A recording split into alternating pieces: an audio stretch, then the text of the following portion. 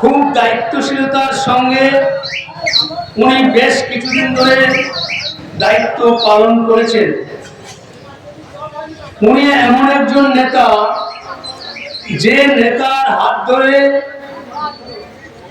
বিজেপির জন্ম লগ্ন থেকে, যার হাত ধরে আমার রাজনৈতিক পাঠ শুরু হয়, অর্থাৎ 1980 সালে 6 এপ্রিল ভারতীয় জনতা পার্টি নামে আমাদের দল আত্মপ্রকাশ করে। তো 1980 সালের পর 87 সালে উনি আমাদের মন্তেশ্বর বিধানসভার দায়িত্বপ্রাপ্ত একজন নেতা ছিলেন। ওনার সঙ্গে মন্তেশ্বরের স্বপন ভট্টাচার্য আপনারা জানেন। ওই সাক্ষীদা তৎকালীন সময়ে আমার নিজের চোখে দেখা এবং তার সঙ্গে অত্যন্ত গ্রাম বাংলার সেই আল পথ ধরে সাইকেলের সঙ্গে একটি মাত্র চোং, একটি মাত্র মাইক, একটি মাইক্রোফোন, একটি ব্যাটারি সহযোগে বিজেপির প্রচার প্রত্যন্ত গ্রাম বাংলার। তখন তো এইভাবে রাস্তাঘাট ছিল না, স্বাভাবিকভাবেই আল পথ ধরে ওনার সঙ্গে আমি আমাদের এই বল্লামপুর, বামুনপাড়া, সাদ্দাপুর, দেনুর, শাহপুর, আসানপুর, এরকম বিভিন্ন গ্রামে সাক্ষীদার সঙ্গে আমি একসঙ্গে রাজনীতিটা শুরু করেছি।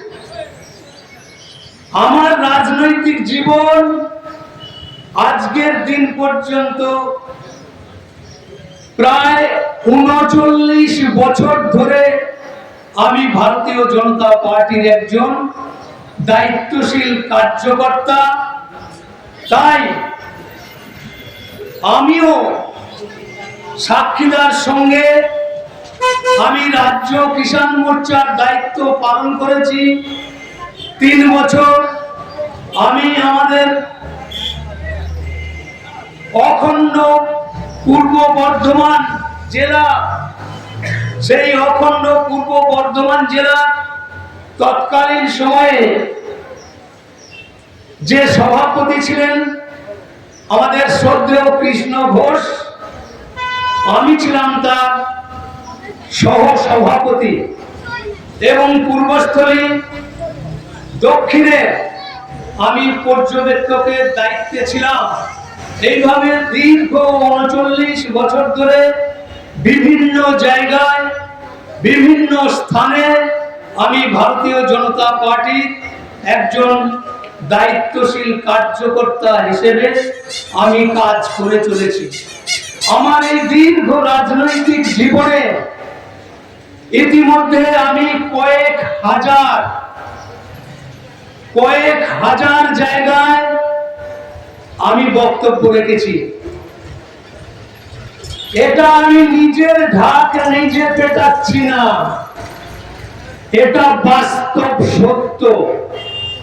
পশ্চিম বাংলার বিভিন্ন জেলা, কলকাতা সহ বিভিন্ন জেলায় আমি একজন বিজেপির কার্যকর্তা হিসেবে আমাকে যেতে হয়েছে, বক্তব্য রাখতে হয়েছে। তো এই সাক্ষী ঘোষের সঙ্গে অতপ্রতভাবে রাজনৈতিক যে আমার পথ চলা, আপনাদের সামনে একটা ঘটনার উল্লেখ করি। অতীতের এই ঘটনা, তখন তো এই মোবাইল ছিল না। এখন যে অ্যান্ড্রয়েড ফোনের মাধ্যমে সমস্ত কিছু মানুষের হাতের মুঠোর মধ্যে চলে আসছে, তখন এইভাবে মোবাইল পরিষেবা ছিল না।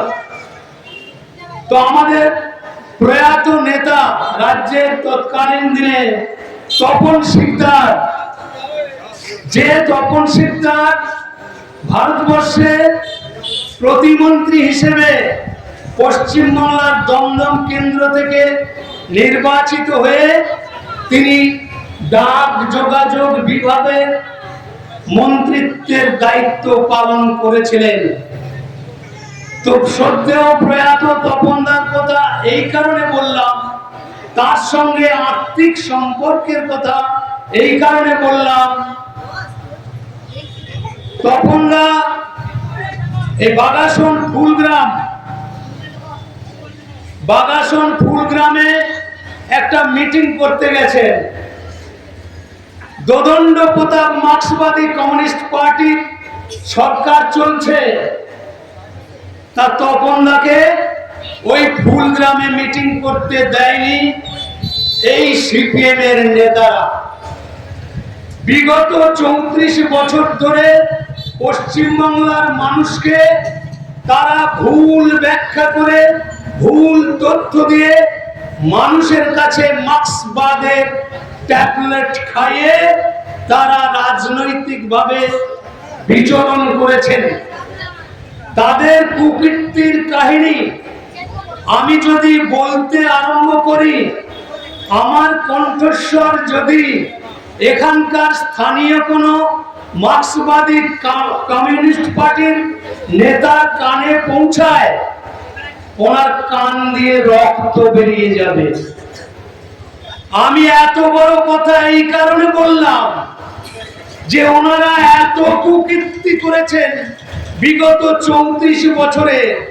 তার যদি বিস্তারিত ব্যাখ্যা আমি করি, তো এখানকার সিপিএম এর নেতাদের কান দিয়ে রক্ত বেরিয়ে যাবে। তো ওই মার্ক্সবাদী কমিউনিস্ট পার্টির নেতার নেতৃত্বে, তৎকালীন প্রয়াত আবু আয়াস মন্ডলের নেতৃত্বে ফুলগ্রামে, টাইমটা ছিল তখন লোকসভা নির্বাচন, আমাদের কাটোয়া লোকসভা ছিল তখন, অধ্যাপিকা শান্তি রায় উনি আমাদের এই কাটোয়া লোকসভার ক্যান্ডিডেট ছিলেন। ওনার সমর্থনে আমাকেও বিভিন্ন জায়গায় যেতে হয়েছিল। তো আমি তপন শিকদারকে ওইভাবে তাড়া করার পরে শুধু হাতে নয়, লাঠি, টাঙি, বগি, যা যা অস্ত্র ছিল সমস্ত ধরনের অস্ত্র নিয়ে আমাদের প্রয়াত তপন শিকদারকে তাড়া করা হয়েছিল।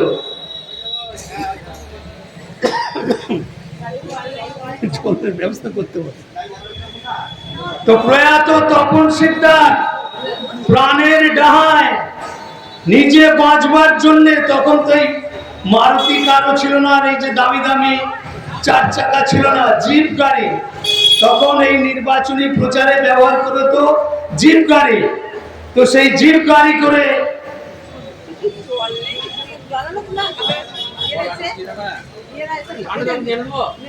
না এই থাকলেই হবে।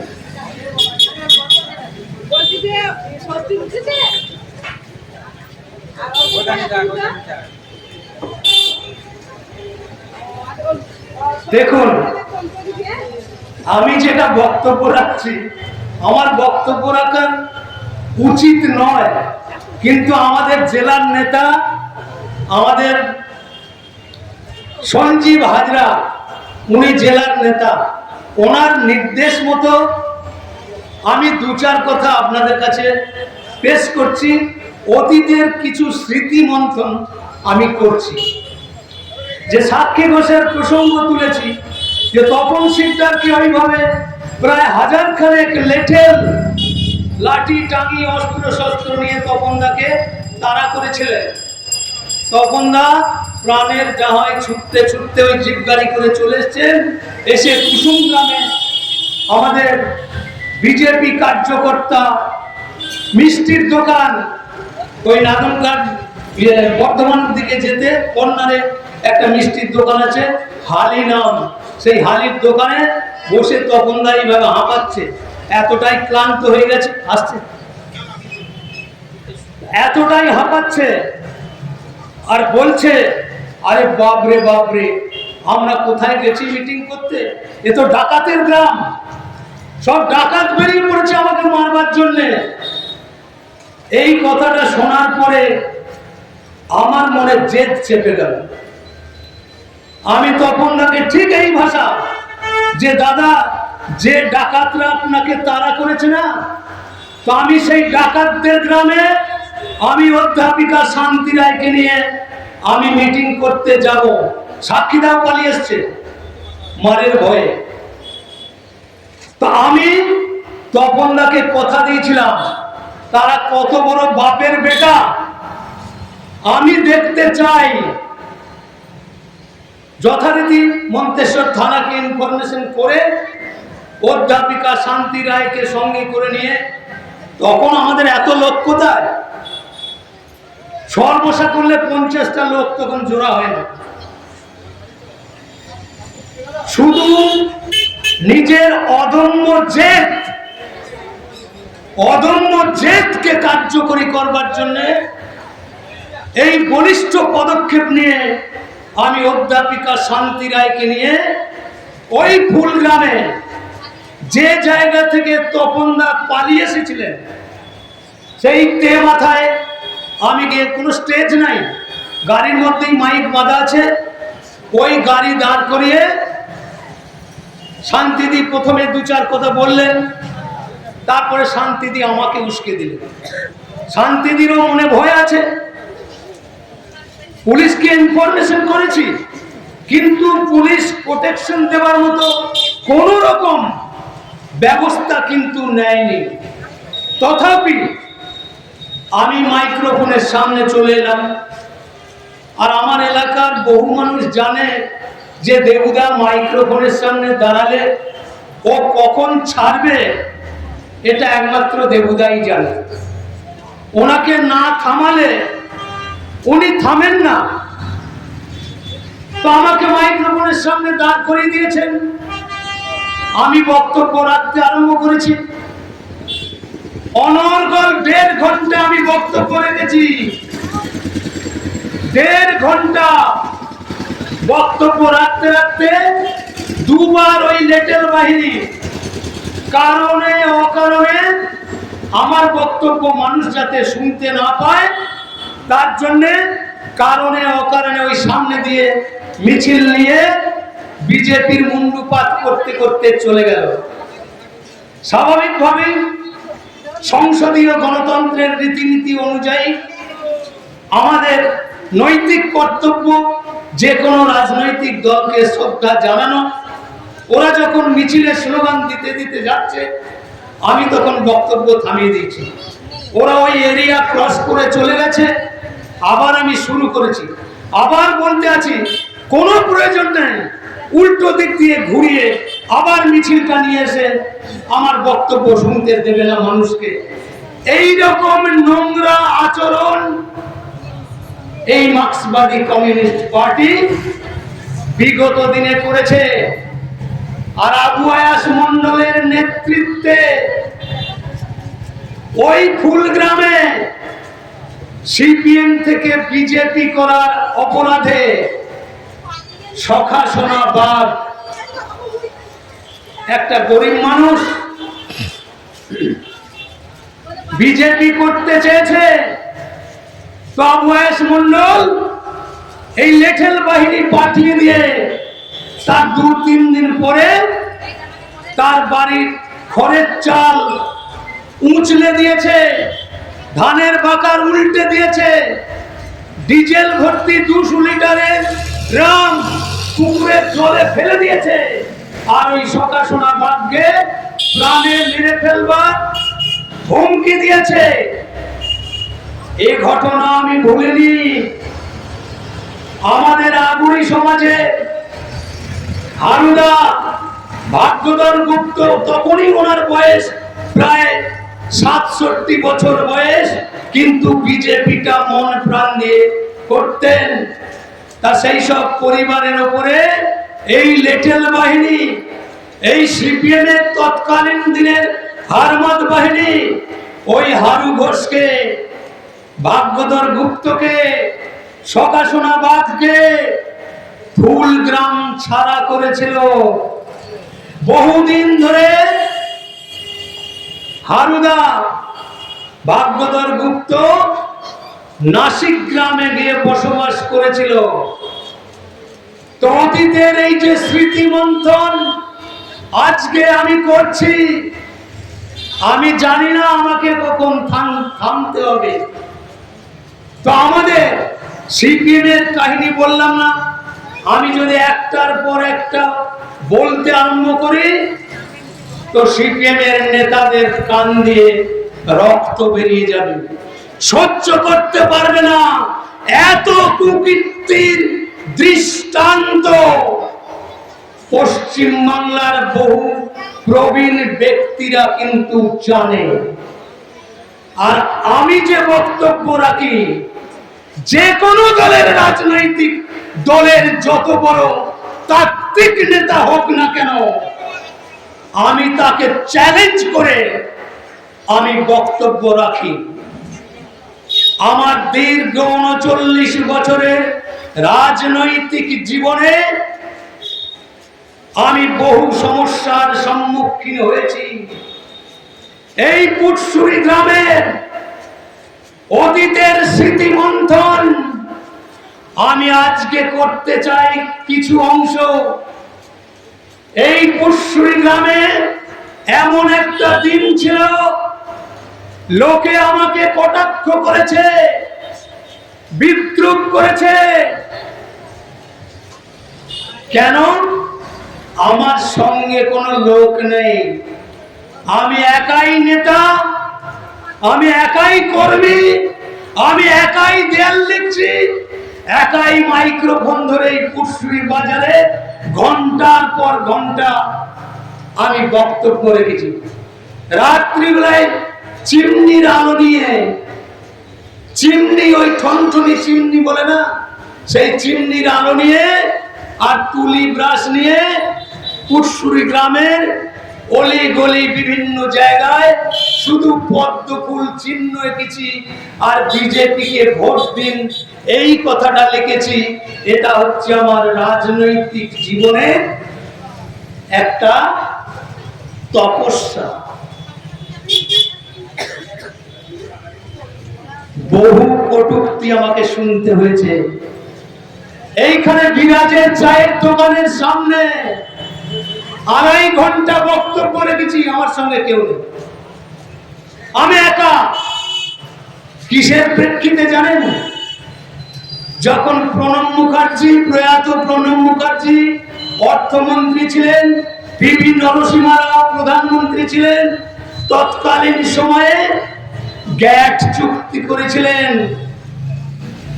এই গ্যাট চুক্তির বিরুদ্ধে ভারতীয় জনতা পার্টির তৎকালীন দিনে, আচ্ছা 10 মিনিটের মধ্যে চলে আসবে।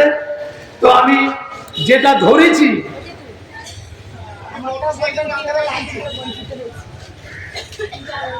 তো ওই গ্যাট চুক্তি সংসদ থেকে বিজেপির এমপিরা ওয়াক আউট করে চলে এলো। আর এই বেঈমান বিশ্বাসঘাতক মার্ক্সবাদী কমিউনিস্ট পার্টি কংগ্রেস সঙ্গে তালমিল করে সেই গ্যাট চুক্তি পাস করানোর ব্যবস্থা করেছে। কি ছিল সেই গ্যাট চুক্তিতে জানেন? এই পুটসুরি গ্রামের একটা বাবলা গাছ, একটা বাবলা গাছ এই গ্যাট চুক্তির জন্য আমেরিকার দখলে যাবে।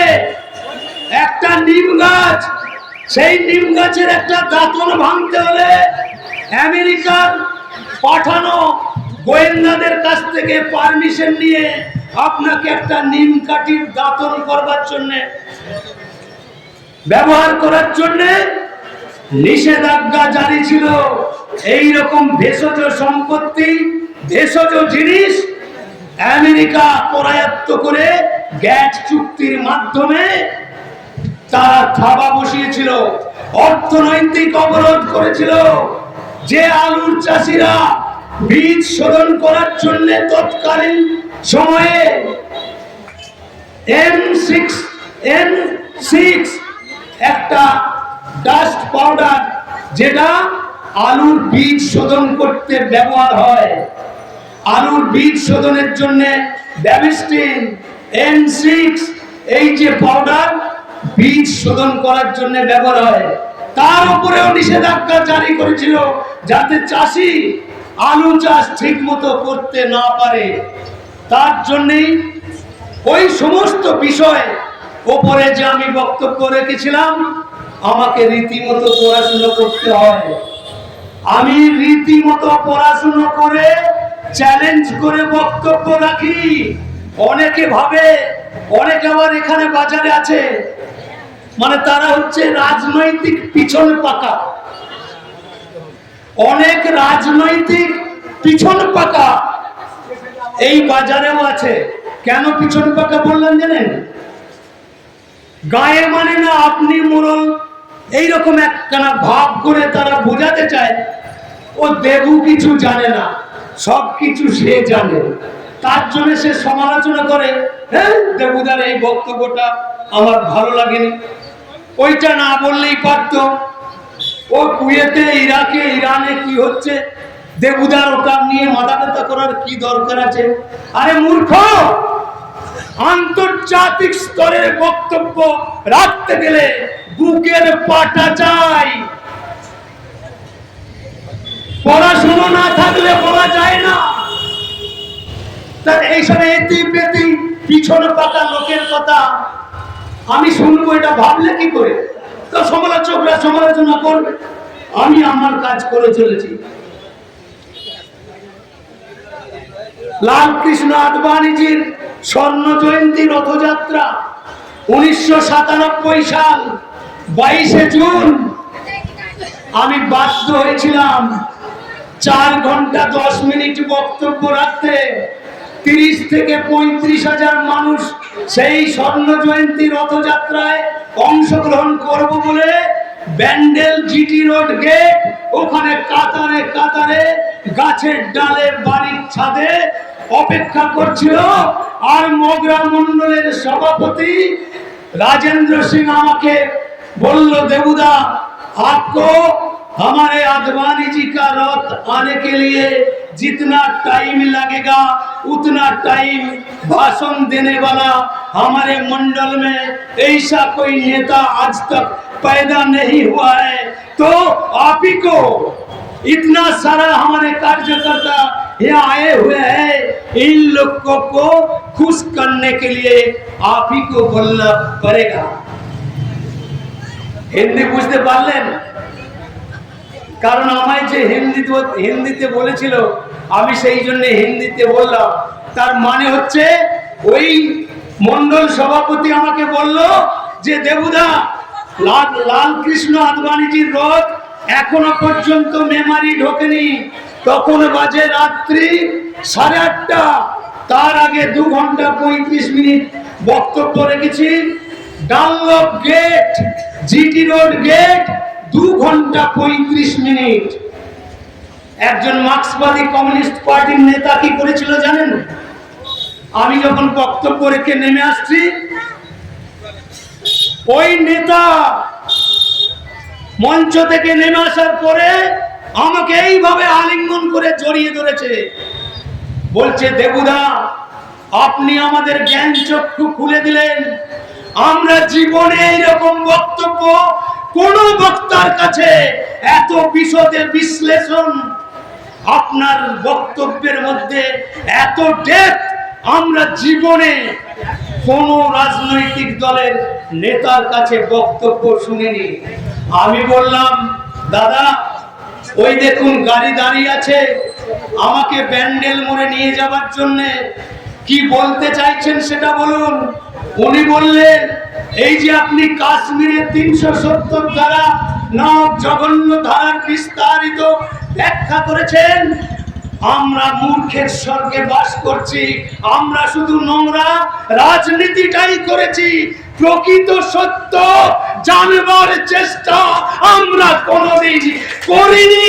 সেই সিপিএমের নেতা আমাকে অকপটে স্বীকার করেছিলেন। কি বলেছিলাম? কাশ্মীরের বুকে 370 ধারা লাগু থাকার জন্য কাশ্মীরের হিন্দু ব্রাহ্মণ পণ্ডিত 3,25,000 কাশ্মীরি পণ্ডিতদেরকে অত্যাচার করে মধ্যযুগীয় বর্বরতার শিকার করে কাশ্মীর ছাড়তে বাধ্য করেছিল। তাই ৩৭০ ধারার বিস্তারিত ব্যাখ্যা করেছিলাম যে আপনারাও তো ধর্মনিরপেক্ষ বলে চিৎকার করে আপনারা রাজনীতি করে আপনাদের বুকের পাটা আছে যে কাশ্মীরের ৩৭০ নামক ধারাটা বাতিল করার কথা ঘোষণা করতে পারেন? পারবেন না, কারণ তাদের মুসলমান সমাজে ভোট চাই। তাই তারা ৩৭০ ধারা বাতিলের কথা বলতে পারেনি। এই ধারা লাগু থাকার জন্য যান্ত্রিক যোগাযোগ মাধ্যমে আমার কণ্ঠস্বর যতদূর পর্যন্ত পৌঁছাচ্ছে, এতদ অঞ্চলের শুভবুদ্ধি সম্পন্ন রাজনৈতিক সচেতন ব্যক্তিদের কাছে আমি প্রশ্ন রাখতে চাই। যান্ত্রিক যোগাযোগ মাধ্যমে আমার কণ্ঠস্বর এতদ অঞ্চলের পার্শ্ববর্তী বাড়ির কর্তব্যরতা মা ও পিতৃস্থানীয় আমার সমবয়সী, আমার থেকে বয়সে ছোট, তাদের স্নেহের আন্তরিক ভালোবাসা জানিয়ে আমি এই বার্তা দিতে চাই। আপনারা কি জানেন কাশ্মীরে ৩৭০ ধারা নামক এই জঘন্য ধারাটা আজকে যে প্রসঙ্গে আমরা বক্তব্য রাখছি, যে ২০শে জুন পশ্চিমবঙ্গের প্রতিষ্ঠা দিবস, আমাদের শ্রদ্ধেয় নেতা ভারত কেশরী ডক্টর শ্যামাপ্রসাদ মুখার্জির, স্বাধীন ভারতের প্রথম সৈনিক ডক্টর শ্যামাপ্রসাদ মুখার্জির নেতৃত্বে তৎকালীন দিনে ১৯৪৭ সালের ২০শে জুন, আজকে ২০২৬-এর ২০শে জুন সাড়ম্বরে আমার যোগ্য মুখ্যমন্ত্রী শুভেন্দু অধিকারী মহোদয়ের নেতৃত্বে, তার নির্দেশে প্রত্যেকটি স্কুল কলেজ থেকে আরম্ভ করে ক্লাব, সরকারি প্রতিষ্ঠানে আজকের দিনটি যথাযথ যোগ্যতার সঙ্গে সাড়ম্বরে পালন করার নির্দেশ দিয়েছেন। তো এই ২০শে জুনের প্রেক্ষাপটে ডক্টর শ্যামাপ্রসাদ মুখার্জির কথা স্মরণ করতে হয়। যে ডক্টর শ্যামাপ্রসাদ মুখার্জির মন্ত্র, তিনি চেয়েছিলেন সারা ভারতবর্ষের প্রত্যেকটি নাগরিকের জন্য এক নিশান, এক বিধান, এক প্রধান, ঋণ মুক্ত কৃষাণ, কর মুক্ত বাসস্থান, শোষণহীন হিন্দুস্থান। এই মন্ত্রকে পাথেয় করে তিনি জেহাদ ঘোষণা করেছিলেন। তৎকালীন প্রধানমন্ত্রী পণ্ডিত জওহরলাল নেহরু মন্ত্রিসভায় তিনি জিহাদ ঘোষণা করে বলেছিলেন, কাশ্মীরের বুকে পাসপোর্ট প্রথা আমি মানি না। আমি চাই গোটা ভারতবর্ষের প্রত্যেকটা মানুষের জন্য এক আইন, এক নিশান, এক প্রধান, কর মুক্ত বাসস্থান, শোষণহীন হিন্দুস্থান। তার সার্থক রূপ দেওয়ার জন্য তিনি মন্ত্রিসভা থেকে পদত্যাগ করে উনি বললেন, অবিলম্বে আমি কাশ্মীর যাত্রা করব। এবং ডক্টর শ্যামাপ্রসাদ মুখার্জি কাশ্মীর যাত্রা করলেন। পণ্ডিত জওহরলাল নেহরু এবং শেখ আব্দুল্লাহ এদের কারোর কথার উপরে কোনো কর্ণপাত না করে আপামর পশ্চিম বাংলা তথা ভারতবর্ষে আপামর জনতা জনার্দন সেদিন সুনামির ঝড়ের মতো আছড়ে পড়েছিল গোটা ভারতবর্ষ ডক্টর শ্যামাপ্রসাদ মুখার্জির মন্ত্রে দীক্ষা নিয়ে তাকে সাথ দিয়েছিলেন। শেখ আব্দুল্লাহ ডক্টর শ্যামাপ্রসাদ মুখার্জিকে শ্রীনগরের এমন একটা জেলে নিক্ষেপ করলেন যে জেলে সাধারণভাবে বিচরণ করার জায়গা নেই। তৃষ্ণার্ত অবস্থায় তাকে জল পর্যন্ত দেওয়া হয়নি। শারীরিক অসুস্থতায় তাকে স্ট্রেপ্টোমাইসিন ইনজেকশন দিয়ে তাকে স্লো পয়জন করে মেরে ফেলা হলো। ডক্টর শ্যামাপ্রসাদ মুখার্জির মা রত্নগর্ভা যোগমায়া দেব আমার কণ্ঠরুদ্ধ হয়ে যায়। রত্নগর্ভা যোগমায়া আকুতি মিনতি করে পণ্ডিত জওহরলাল নেহরুর কাছে বারে বারে চিঠি করলেন যে আমার পুত্র কেন মারা গেল, কিভাবে মারা গেল তার তথ্য এবং শ্বেতপত্র প্রকাশের মাধ্যমে আপনাকে জানাতে হবে। কর্ণপাত করেননি। যোগমায়া দেবী ডুকরে ডুকরে কেঁদে সন্তান বিয়োগে শ্মশান যাত্রায় বারে বারে মূর্ছা গেছেন। সেই যোগমায়া দেবীর কান্না আর আমার প্রাণ পুরুষ পশ্চিম বাংলার নয়নের মণি, বাংলার বাপ স্যার আশুতোষ মুখোপাধ্যায় যোগ্য সন্তান ভারত কেশরী ডক্টর শ্যামাপ্রসাদ মুখার্জি সেই আইনকে বাতিল করার জন্য কাশ্মীরের বুকে স্বাধীন ভারতের প্রথম শহীদ হলেন ডক্টর শ্যামাপ্রসাদ মুখার্জি। তার মন্ত্র আমরা পেয়েছি, অন্যায়ের প্রতিবাদ করো, অন্যায়ের প্রতিরোধ করো, প্রয়োজন হলে প্রতিশোধ নাও।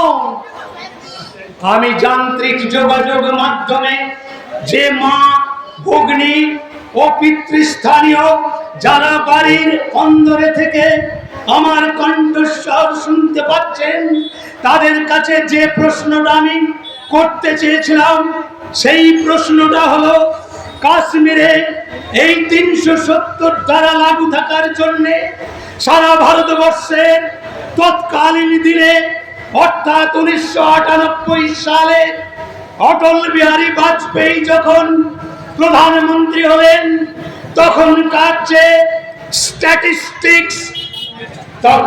স্ট্যাটিস্টিক্স বলছে যে এই কাশ্মীরে 370 ধারা লাগু থাকার জন্য তৎকালীন সময়ে 1,20,00,000 উপরে পশ্চিমবাংলার জনগণ প্রত্যেকটা জনগণকে করের টাকা দিয়ে কাশ্মীরে ওই মুসলমানদেরকে বিশেষ সুবিধা পাইয়ে দেওয়ার জন্য জামাই আদর করে লালন পালন করে জঙ্গিদের জন্ম দিয়ে দীর্ঘমেয়াদী জঙ্গি কার্যকলাপকে প্রশ্রয় দিয়ে এসেছে।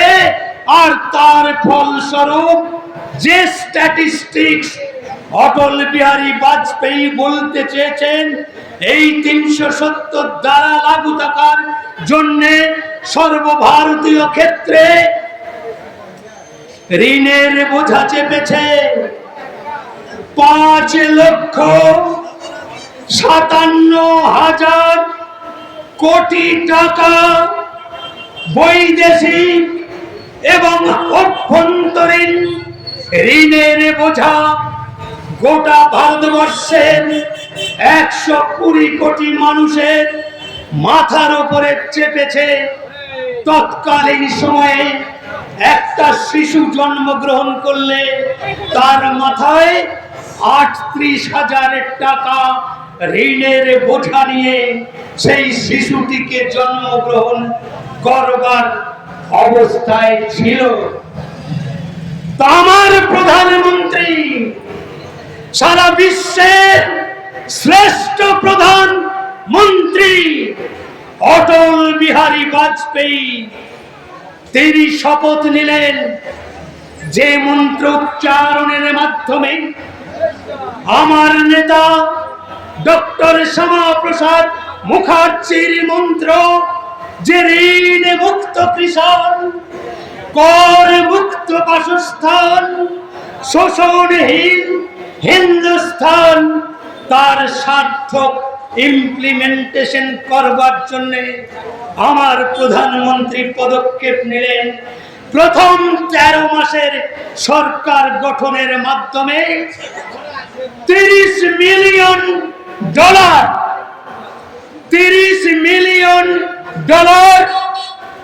ঋণ পরিশোধ করলেন। এখানে যে মা বোনেরা আমার বক্তব্য শুনছেন, অটল বিহারী বাজপেয়ী প্রধানমন্ত্রী না হলে 5 লক্ষ টাকা দিয়ে আপনাদের সোনার ভরি কিনতে হতো। অটল বিহারী বাজপেয়ী প্রধানমন্ত্রী হয়ে বিদেশে বন্ধক দেয়া সোনা ছাড়িয়ে এনে ভারতবাসীর মা বোনের মুখের হাসি ফুরিয়েছে, আর তাকে গালিগালাজ করেন। বর্তমানে প্রধানমন্ত্রী, বিশ্বের শ্রেষ্ঠ প্রধানমন্ত্রী, যশস্বী প্রধানমন্ত্রী নরেন্দ্র দামোদর দাস মোদী, তার একটার পর একটা 2014 সালে প্রধানমন্ত্রী হবার পর থেকে তিনি 134টা জনমুখী প্রকল্প তিনি ঘোষণা করেছেন। আর সেই জনমুখী প্রকল্পের মধ্যে গোটা ভারতবর্ষের 140 কোটি জনগণ প্রতিদিন, প্রতি মুহূর্তে তার দেওয়া উপহার আজকে গ্রহণ করছে। তৃণমূলের নেতাদের বলতে চাই, তৃণমূলের মুসলমান নেতাদের বলতে চাই, আপনারা তো উঠতে বসতে মোদিজিকে গালি দেন, মোদিজির মাকে নিয়ে পর্যন্ত অশ্লীল ভাষা প্রয়োগ করে আপনারা সোশ্যাল মিডিয়ায় সোচ্চার হন। বাংলাদেশি রোহিঙ্গা, বাংলাদেশি অনুপ্রবেশ মুসলিম, তাদের তত্ত্বাবধানে আজকে আমাদের যশস্বী বিশ্ব বরেণ্য প্রধানমন্ত্রী, তাকে কটাক্ষ করবার জন্য সদ্য নির্বাচিত আমার রাজ্যের মুখ্যমন্ত্রী শুভেন্দু অধিকারীকে পর্যন্ত এত কুৎসিত নোংরা ভাষা প্রয়োগ করে আপনারা গালিগালাজ করছেন। আমরা কি গালি দিতে পারি না? আমরা তো গালি দিতে পারি। আপনাদের পিঠের ছাল চামড়া তুলতে আমরাও পারি। যে নোংরামি করেছেন বিগত 15 বছর সরকারে থেকে, আপনাদের জ্যান্ত পুঁতে ফেলা উচিত। এত নোংরামি করেছেন। এ পর্যন্ত 15 বছরের মধ্যে আমাদের ভারতীয় জনতা পার্টির কার্যকর্তা, আমার কাছে প্রমাণ আছে, 356 জন ভারতীয় জনতা পার্টির কার্যকর্তাকে আপনারা মেরে ফেলেছেন। এই গতকালও একজন মারা গেছে উলুবেড়িয়ায়। আমাদের শ্রদ্ধেয় মুখ্যমন্ত্রীর আত্মসহায়ক শপথ নেবার আগের দিন চন্দ্রনাথ একজন উদীয়মান যুবক, তাকে পর্যন্ত আপনারা প্রাণে মেরে ফেলেছেন। এই প্রতিহিংসার রাজনীতি ভারতীয় জনতা পার্টি বিশ্বাস করে না। তাই আমরা এখনো পর্যন্ত প্রচন্ড সংযমের পরিচয় দিয়েছি। আমরা যেদিন হাত তুলতে আরম্ভ করব, বাচাধন গর্তে লুকিয়েও রেহাই পাবেন না। যাই হোক, আমাদের শ্রদ্ধেয় বরিষ্ঠ নেতা, আমার গুরু শ্রদ্ধেয় তরিদ্দা এসে গেছেন সাথে সাথে। আমাদের নেতা, উনিও আমার শিক্ষাগুরু। ওনার সামনে বেশি বলে আমি স্পর্ধা দেখাতে চাই না। ওনার বক্তব্য আপনারা শুনবেন। আমি এখানে বিরাম দেওয়ার আগে যেটা আমি বলতে চেয়েছিলাম সেইটা বলে আমি বিরাম দেব। যে তৃণমূল কংগ্রেসের নেতাদের সাবধান করে দিচ্ছি, যেইটা ভেবে নেবেন না বিজেপি ভদ্র ব্যবহার করছে বলে তারা এইরকম ভদ্র ব্যবহার চিরদিন করবে। আমাদের নির্দেশ আছে। ইতিমধ্যেই অনেকগুলো ভিডিও আমি ছেড়েছি। যে পাপ কাণ্ড করেছেন, 100 দিনের টাকা থেকে আপনারা কাটমানি খেয়েছেন, আবাস যোজনার টাকা থেকে কাটমানি খেয়েছেন, সেই সমস্ত নেতাদের ধরে আমি ভিডিও বানিয়ে সোশ্যাল মিডিয়ায় ছেড়েছি। মানুষ বুঝতে পেরেছে। ইতিমধ্যে কয়েক লক্ষ মানুষের কাছে আমার তৈরি করা ভিডিও কয়েক লক্ষ মানুষ দেখে নিয়েছে। তাই সাবধান হয়ে যান, দিন ঘনিয়ে আসছে, খুব সাবধান হয়ে যান। বেশি বাড়তে চেয়ে নয়। আপনাদের সাবধান করে দিয়ে আমি সবাইকে বিনম্র শ্রদ্ধা জানিয়ে, তরিদ্দাকে শ্রদ্ধা জানিয়ে, বিভিন্ন প্রান্ত থেকে আগত ভারতীয় জনতা পার্টির দেবতুল্য কার্যকর্তাদের ও মঞ্চের সামনে উপবিষ্ট যে সমস্ত মহিলা মা বোন রয়েছেন, তাদের বিনম্র শ্রদ্ধায় আমি নমন করে আমার বক্তব্য এখানে শেষ করছি। বন্দে মাতরম, ভারত মাতা।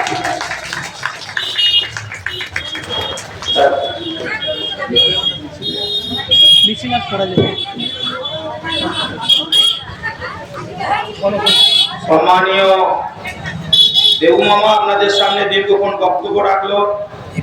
বিষয়টা আপনাদের আমরা বলি, আমাদের আজকের কর্মসূচি